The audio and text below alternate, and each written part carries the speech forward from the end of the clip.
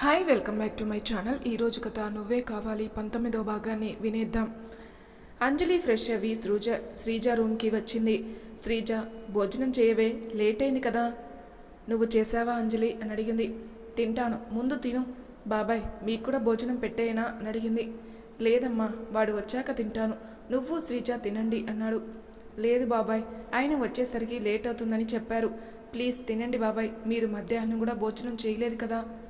సరే అమ్మా, తింటాను, ఫ్రెష్ అవి వస్తాను అంటూ శంకర్ తన రూమ్కి వెళ్ళాడు. శ్రీజాకి భోజనం తినిపించి ట్యాబ్లెట్ వేసి బయటికి వచ్చింది అంజలి. కాసేపటికి శంకర్ కూడా రెడీ అవి బయటికి వచ్చాడు. కూర్చోండి బాబాయ్ అంటూ శంకర్కి భోజనం వడ్డించింది. ఈరోజు మా రుద్ర నాకు తెలిసి ఫుల్గా తింటాడు. ఎందుకు బాబాయ్?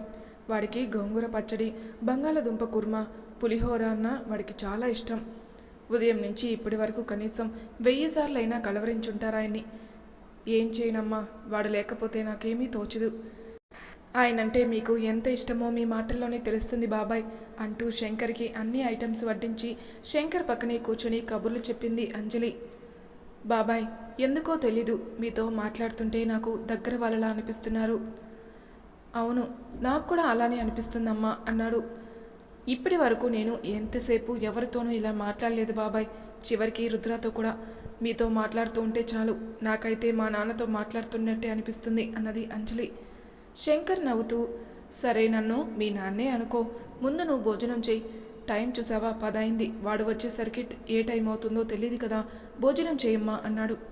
లేదు బాబాయ్, ఆయన వచ్చాకే తింటాను అన్నది. వాడు అంటే కోపం అంటావు, వాడు కోసం ఎదురు చూస్తావు. ఏంటో మీ ఇద్దరు విచిత్రంగా ఉంటారు అంటూ అంజలితో కాసేపు మాట్లాడి తన రూమ్కి వచ్చాడు శంకర్. కిచెన్ రూమ్ సర్ది సోఫాలో కూర్చొని రుద్ర కోసం ఎదురు చూస్తుంది అంజలి. అలా టైం 11 అవ్వడంతో అంజలికి కంగారుగా అనిపించి రుద్రకి ఫోన్ చేసింది. రుద్ర ఫోన్ కట్ చేయడంతో అంజలికి భయం వేసి బయటికి వచ్చి రుద్ర కోసం అటు ఇటు తిరుగుతుంటే కార్ సౌండ్ వినిపించడంతో అంజలి గేట్ వైపు చూసింది. వాచ్మ్యాన్ గేట్ ఓపెన్ చేయడంతో పార్కింగ్ ప్లేస్లో కార్ పార్క్ చేసి వస్తున్న రుద్రాని చూడగానే ఎక్కలేని కోపం వచ్చింది అంజలికి. అతని గుమ్మంలోని అడుగు పెట్టనివ్వకుండానే, అసలు ఏంటి మీరు, ఫోన్ చేస్తే ఎందుకు లిఫ్ట్ చేయరు అన్నది. రుద్ర వెనక్కి అడుగులు వేస్తూ, నీకు చెప్పాను కదే లేట్ అవుతుందని, అయినా ఎందుకే కోపం నీకు, కనీసం లోపలికి కూడా రానివ్వా. రండి అంటూ కోపంగా రుద్ర చేతిలో బ్యాగ్ తీసుకుని రూమ్లో పెట్టి అతని చేతికి వాటర్ ఇచ్చింది. రుద్ర వాటర్ తాగి అంజలి ముఖం చూశాడు. కోపంగా కనిపించేసరికి, ఎలానో ఇంటికి వచ్చేస్తున్నాను కదా అని ఫోన్ లిఫ్ట్ చేయలేదు, అయినా ఎందుకు నా కోసం వెయిట్ చేయటం, నీకు చెప్పా కదా వెయిట్ చేయొద్దని. భోజనం చేశావా అని అడిగాడు. తినేశాను, మీరు కూడా తిందురు కానీ రండి అంటూ కోపంగా లుక్ ఇచ్చి రూమ్కి వెళ్ళి రుద్ర డ్రెస్ ఇంకా టవల్ రెడీగా పెట్టి బెడ్ మీద పెట్టి కోపంగా బయటకు వచ్చింది.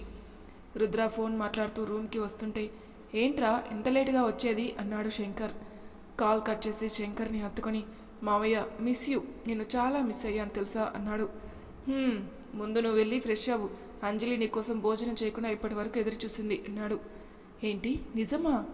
అవునరా, శాడిస్ట్ది, దీన్ని ఎలా అర్థం చేసుకోవాలో కూడా నాకు అర్థం కావడం లేదు మావయ్య. చెప్పాను కదరా, అంజలిని ప్రేమతోని సొంతం చేసుకోవాలని, ముందు భోజనం చేయనన్న అన్నాడు. సరే మావయ్య, తినేసి అప్పుడు మన ఇద్దరం మాట్లాడుకుందాం. సరే. రుద్ర బెడ్ మీద ఉన్న తన టవల్ డ్రెస్ చూసి తనలోని తాను నవ్వుకున్నాడు. పర్లేదు, మార్పు బాగానే వస్తుంది మేడం. ఇప్పుడు ఎక్కడున్నారో అనుకుని వాష్రూమ్కి వెళ్ళి ఫ్రెష్ అవ్వి రెడీ అవి హాల్లోకి వచ్చాడు. వండిన కర్రీస్ వేడి చేసి డైనింగ్ టేబుల్ మీద పెట్టి రుద్ర కోసం చూస్తుంది అంజలి. నువ్వు భోజనం చేశావా అని అడిగాడు. చెప్పాను కదా చేశానని, అయినా ఎందుకు ఎప్పుడు చూసినా నాతో ఉంటావు? భర్త ఎప్పుడు భార్యతోనే ఉంటాడే, ఆ విషయం నీకు తెలీదా? పోనీ నువ్వు అను, ఎదురింటి లలిత చాలా అందంగా ఉంటుంది, తనతో ఉండనా అన్నాడు. అవునా, సరే ఉండండి అంటూ కోపంగా రుద్రాకి భోజనం పెట్టి తన రూమ్కి వచ్చింది. ఏంటో జీవితాంతం దీన్ని కోపమే చూడాలి అనుకుని ప్లేట్ పట్టుకుని తన రూమ్కి వెళ్ళాడు. బయట లాన్లో కూర్చొని చందమామని చూస్తుంది అంజలి. ఏంటి మేడం గారు, ఒంటరిగా కూర్చొని ఏదో బాగా ఆలోచిస్తున్నారు అన్నాడు. అంజలి ఏం మాట్లాడలేదు.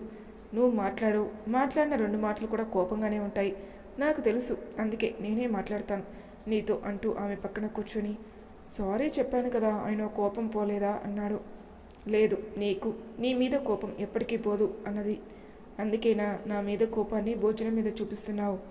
అంజలి రుద్ర వైపుకు తిరిగి, మిమ్మల్ని ఒకటి అడగనా? ఏంటి? నేను అనాథని కదా, పైగా మీ నాన్నగారికి కూడా ఎలానో నేను ఇష్టం ఉండదు, పైగా నేను ఎలానో మిమ్మల్ని యాక్సెప్ట్ చేయను. అప్పుడు మీరు నాకంటే అందమైన అమ్మాయిని మీరు మళ్ళీ పెళ్లి చేసుకుంటారా అని అడిగింది.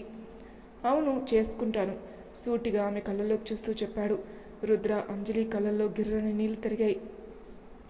నాకు తెలుసు మీ డబ్బు ఉన్న వాళ్ళు అంటూ అంజలి కోపంగా అరిచేలోపే రుద్ర తన చేతిలో ఉన్న భోజనం ప్లేట్ పక్కన పెట్టి ఒక్కసారిగా అంజలిని హక్ చేసుకుని, అవును నేను మళ్ళీ పెళ్లి చేసుకునేది నిన్నే కాబట్టి ఎందుకు నువ్వు, నేను ఏదో మాట వరుసకి వేరే అమ్మాయి అంటే నువ్వు అదే ఆలోచిస్తున్నావా పిచ్చి పిల్ల, నువ్వు తప్ప నా లైఫ్లోకి మరొకరికి స్థానం ఉండదు, నువ్వు అలాంటి భయాలు ఏం పెట్టుకోకు. అంజలి పసిబాబులా అతని భుజంపై వాలిపోయి కన్నులు మూసుకొని అతని మాటలకి తనని తాను మైమరిచిపోయింది. ఉదయం నుంచి ఏమీ తినలేదు, కనీసం భోజనం అయినా పెడతావా, లేదంటే ఉదయంలానే పస్తులు పెడతావా? అతని మాటలకి తేరుకొని, నేను తినొద్దని చెప్పానా, అయినా ఎందుకు మీరు మధ్యాహ్నం భోజనం చేయలేదు? నాకు చెప్పే ఓపికే లేదే, ముందు అన్నం తినిపించవే అంజు అన్నాడు. అంజలి భోజనం ప్లేట్ తీసుకుని అతని నోట్లో ముద్ద పెట్టింది. రుద్ర తను తింటూ అంజలికి తినిపిస్తూ, చాలా బాగుంది వంట, నా కోసమే ఇవన్నీ వండావా? అంజలి ఏం మాట్లాడకుండా అతని నోట్లో ముద్ద పెట్టేసరికి, నాకు తెలిసే నువ్వెందుకు నిజం చెప్తావు, చెప్పవు కదే అనుకున్నాడు. తిను, ఎందుకు తినకుండా మింగేసేలా చూస్తున్నావు?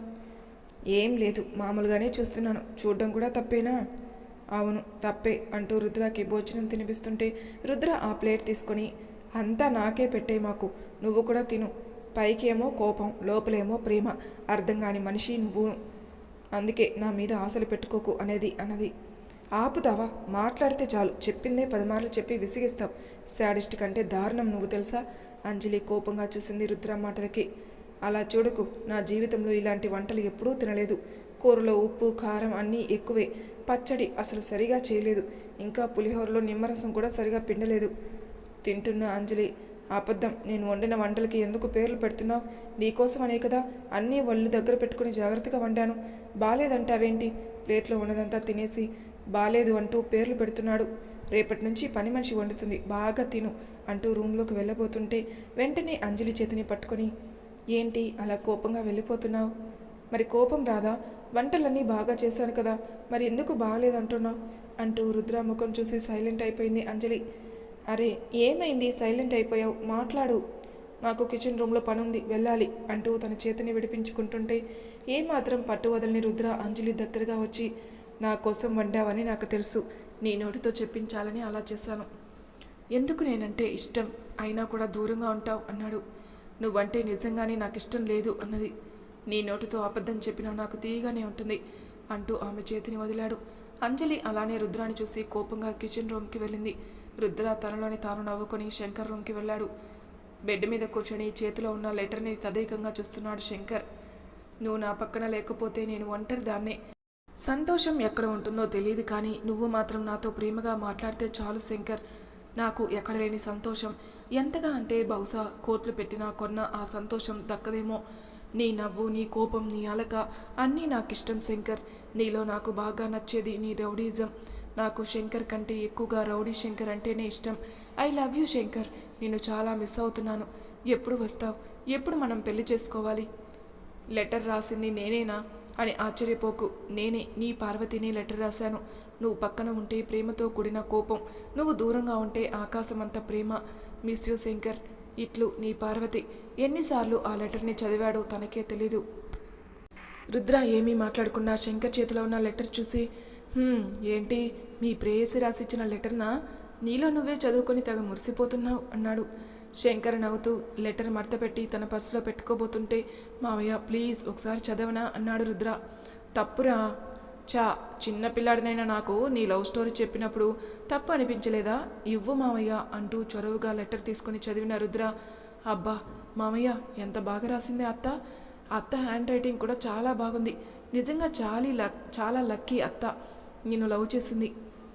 అవునరా, తను లక్కీనే, నేనే అన్లక్కీ, తనకి దూరంగా చదువుకోవటానికి వచ్చి తప్పు చేశాను, లేదంటే పార్వతి నేను ఎంతో సంతోషంగా ఉండేవాళ్ళం. శంకర్ ఒడిలో పడుకుని, మావయ్య నిజంగా నువ్వు అత్తని చాలా ప్రేమించావు కదా, నీతో ప్రేమగా మాట్లాడేదా? అసలు నవ్వేది కాదు. అంటే చెప్పాగా నీకు, ఎప్పుడు కోపంగానే ఉండేది, రాత్రి 9 అయితే చాలు నాకు ఫోన్ చేసి తెల్లవారుజాము 3 అయ్యే వరకు మాట్లాడేది. ఏంటి ఆశ్చర్యంగా అడిగాడు రుద్ర. అవునరా, అంత ఇష్టం నేనంటే. తను చూపించే కోపమే అంతలేని ప్రేమ నాకు అంటూ నవ్వి రుద్ర తల నిమిరి తన లవ్ స్టోరీ మొత్తం చెప్పాడు శంకర్. అంతా విన్న రుద్ర సైలెంట్ అయిపోయాడు. ఏంట్రా, ఏం మాట్లాడడం లేదు అన్నాడు. ఏం లేదు మావయ్య, అత్త నిన్ను కాదని మరొకరిని పెళ్లి చేసుకుంది చూడు, అదే నాకు నచ్చలేదు. ఏం చేస్తాం, తనకి వేరే దారి లేదు. తను ఎటువంటి పరిస్థితుల్లో పెళ్లి చేసుకుందో. అయినా తప్పు నాదే. పెళ్లి ఉదయం అనగా నైట్ ఒకసారి ఫోన్ చేసింది, కానీ నేనే లిఫ్ట్ చేయలేదు. తాగిన మైకంలో స్పృహ కోల్పోయి నిద్రపోయాను. నేనేం చేస్తాంరా? ప్రేమిస్తే సరిపోదు, ఆ ప్రేమను పొందుకొని సంతోషంగా జీవిస్తేనే ఆ ప్రేమకు అర్థం. నా సంగతి వదిలే. ఏమంటుంది అంజలి? ఏమంటుంది మావయ్య? మనసులో మాట చెప్పదు. నేనంటే ఇష్టం ఉన్నా ఇష్టం లేనట్టే ఉంటుంది. ఆడివారి మాటలకి అర్థాలే వేర్రా. రుద్ర, చెప్పాను కదా, నా మాట విని ప్రేమతో అంజలిని నీ దారిలోకి తెచ్చుకోరా. అదే చేస్తున్నాను. సరే పడుకుంటాను, నువ్వు కూడా పడుకో అన్నాడు. Good night. గుడ్ నైట్ మావయ్య అంటూ రుద్ర తన రూమ్కి వచ్చాడు. నేల మీద దుప్పటి వేసుకుని దిండు పెట్టుకుని పడుకుంది అంజలి. అంజలి, అదేంటి ఇక్కడ పడుకున్నావు అన్నాడు. నేను ఇక్కడే పడుకుంటాను, మీరు బెడ్ మీద పడుకోండి అన్నది. ఎందుకు? రోజు బెడ్ మీదనే కదా పడుకుంటావు, ఈరోజు ఎందుకు కింద పడుకున్నావు? రోజు నువ్వు ఎక్కడ పడుకుంటున్నావు? మా మావయ్య దగ్గర, ఒక్కోసారి ఇంటి దగ్గర, లేదంటే మన బెడ్ మీద. ఈరోజు నువ్వు బెడ్ మీద పడుకుంటున్నావు కదా, అందుకే నేను కింద పడుకున్నాను. అనుకున్నాను, వంట నా కోసం వండావని నీ నోటితో చెప్పించాను కదా, అందుకే ఇలా చేశావు అనుకుని రుద్ర బెడ్ ఎక్కి పడుకున్నాడు. అటు ఇటు దొర్లుతున్నాడు, కానీ అతనికి ఎంతకీ నిద్ర పట్టడం లేదు. అరగంట తర్వాత కిందికి చూశాడు. ఆదమరిచి నిద్రపోతున్న అంజలిని చూసి నవ్వుతూ ఆమె పక్కకి చేరాడు. పిచ్చి వేషాలు వేయకుండా పోయి బెడ్ మీద పడుకో అంటూ కళ్ళు తెరిచి చెప్పింది అంజలి. దొంగ మొహందాన, నువ్వు ఇంకా పడుకోలేదా అన్నాడు.